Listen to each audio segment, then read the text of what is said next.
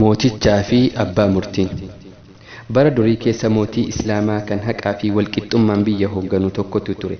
Guyyaa tokko osoo namoonni abbaa murtii biyya biraa irraa haqummaa fi walqixxummaa isaa akkasumas namni kamiyyuu akka abbaa murtichaa sobuu hin dandeenye yeroo waliin dubbatan dhagahe.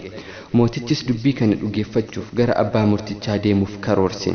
Gaafa deemuuf ka'us uffata mootummaa of irraa baasee daldalaa fakkaatee farda isaa yaabbatee gara magaalaa abbaan murtichaa itti argamutti fuula deeffate. Mootichi osoo deemuu karaa irratti nama dadhabaa waa kadhatu tokko argee waa kenneef. Namichi dadhabaan kun erga waa harkaa fudhatee ka'ees irraa hafuu didee duuba deeme. Mootichis maal rakkate qarshii siif kenneera jedheen. Namichis akkas jedhe, dhugaadha qarshii naaf kenniteet, garuu ammas tola akkanaaf ooltu sirra barbaada jedheen. Mootichi maal si gargaaru jedheen. Namichis akkas jedhe, waan baay'ee na dhukkubaa jiruuf farda kee xiqqoo na yaabbachiisi jedheen. Mootichis tole jedhee irraa bu'ee namicha dadhabaa kanaaf farda ofii irraa bu'ee kenneef.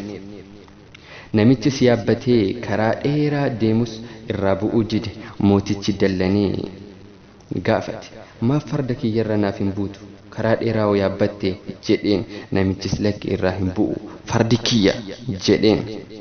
Mootichi baay'ee dallanee wal mormiinis gidduu jaraatti ni jabaate. Ummannis itti yaa'ee maaltu akka uumame erga baree booda gara abbaa murtii akka deeman isaanitti hime. Achi booda jarrillee gara abbaa murtichaa deeman. Silumaa mootichis kan inni manaa baheef gara abbaa murtichaa deemuufi waan ta'eef gara abbaa murtichaa deeman.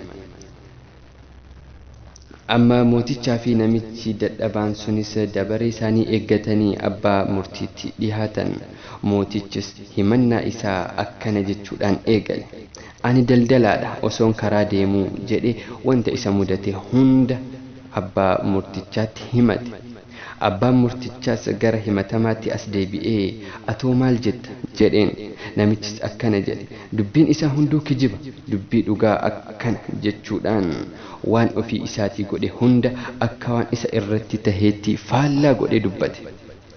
Abbaan murtichaas erga falmii bitaa fi mirgaa dhagahee booda farda keessan asitti dhiisaatii amma deema, bor ganama deebi'aa jedhee beellama qabeef. Bulanii yeroon beellamaa geenyaan dhihaatan. Abbaan murtichaas akkana jechuun ammas jara lamaaniif gaafii dhiheesse. Farda keessan fardoota wal fakkaatoo 20 keessa adda ni baafattaa jedhee gaafate. Mootichis eeyyee sirriitti jedhee deebiseef.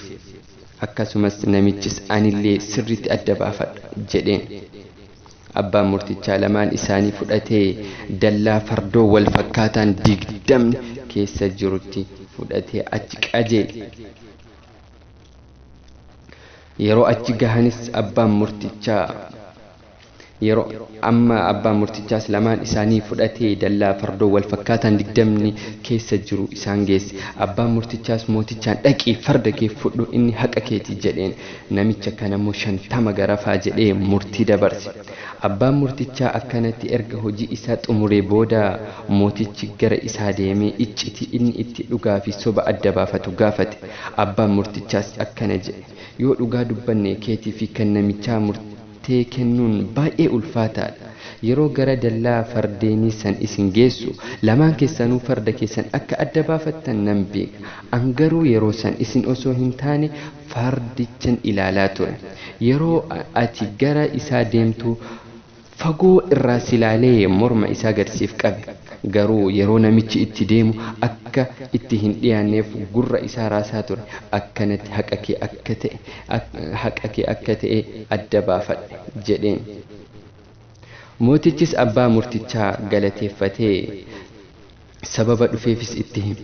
Akka mootii ta'es itti himee kennaa wa'ii kenneef. Garuu abbaan murtichaa harkaa fudhachuu dide.